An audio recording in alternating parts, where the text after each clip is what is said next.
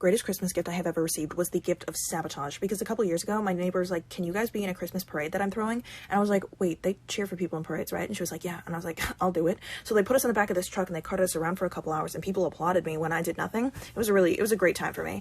And then afterwards she was like, wait, can you guys stay for a bit to do this other Christmas event I'm doing? And I was like, will they cheer again? And she was like, yeah, they'll cheer. And I was like, okay, sold. So me and my brother were staying, and she was like, that's amazing. So which one of you wants to wear the gingerbread man suit? I was like, he does. I volunteered my brother because he's nice to anybody who's not me. And she's like, oh my god, will you do it? And he's like, yeah, sure, I'll do it. So I watched my 6'2", built like a linebacker bitch brother shove himself like a cannoli into the skin-tight, full-body gingerbread man suit that was probably designed for what can only be described as a small but very festive woman. She's like, amazing, we're gonna go to the park and do a children and parent meet and greet with the gingerbread man and a couple reindeer. I'm like, wait, this is the type of suit you want him to be around children in? It's the type of suit that if you weren't asked to be in the park around children around that time, but you went anyways, you'd be behind bars very quickly.